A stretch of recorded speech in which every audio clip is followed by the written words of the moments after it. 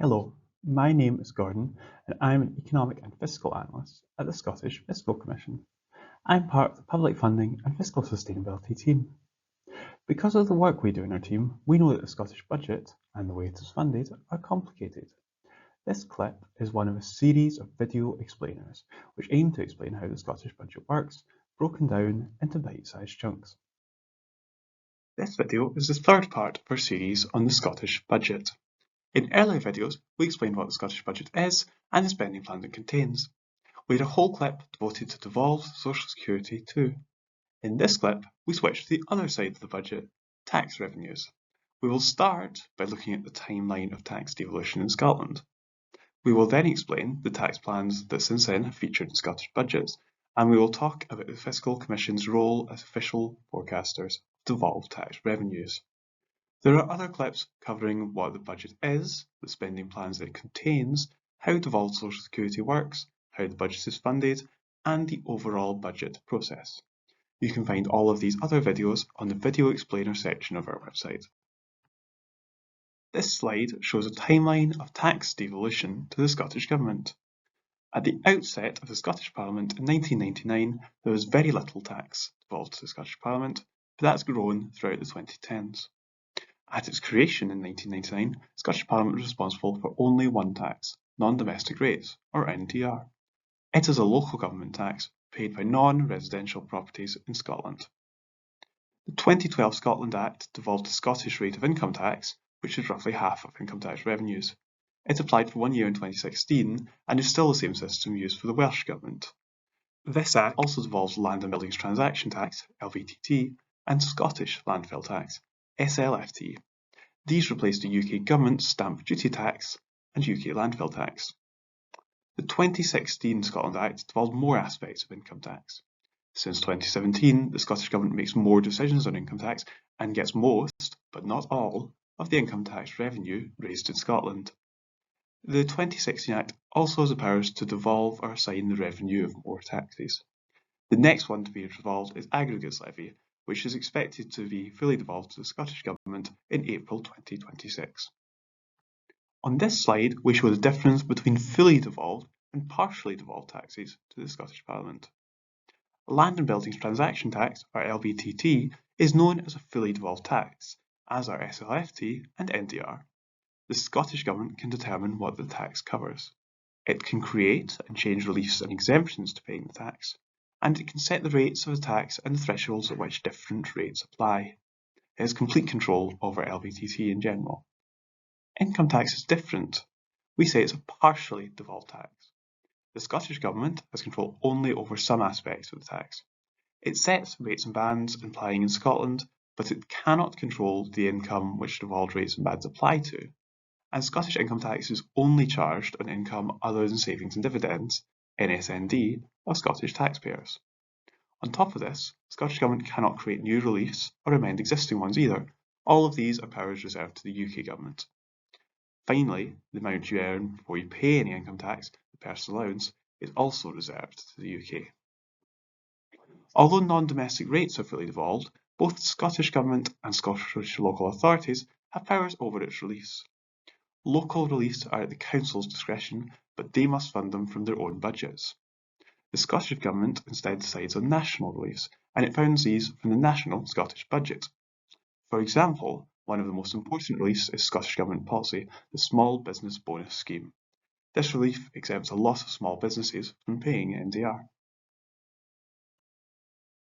This slide explains the Scottish Fiscal Commission's role in forecasting devolved tax revenues. To forecast, we use data from the different providers shown on the slide. We also forecast what we think will happen to the Scottish economy and how this will affect the revenues of each of the devolved taxes. The Scottish Government may also give us new policies to factor into our forecasts. As we adjust our forecasts, we call the resulting predictions a forecast round. As part of the round, we'll provide the Scottish Government with costings in response to any proposed new policies. The Scottish Government will then consider our forecasts and policy costings. It may revisit its policy choices in light of our forecasts. At the same time, we will update our modelling with new data as it gets published, and we may revisit assumptions made in our forecasts if required. This leads to more forecast rounds, where the forecasts are updated in a cyclical process. The forecast process itself is a loop. We repeat it several times. A budget process normally has 2 to 4 rounds of forecasts. We agree a time point with the Scottish Government where we'll stop including new data and where the Scottish Government will finalise their policies so that we can finalise the forecast of tax revenues. We share these forecasts publicly alongside the budget or medium-term financial strategy in our Scottish Economic and Forecasts report, the CEF. You can find a link to our CEF in the description of this video. I mentioned in the previous slide that when forecasting, we predict what will happen to the Scottish economy first. But we will also make assumptions on many factors to produce a forecast. Without these judgments, we could not arrive at a specific number, which is then used to estimate Scottish budget funding.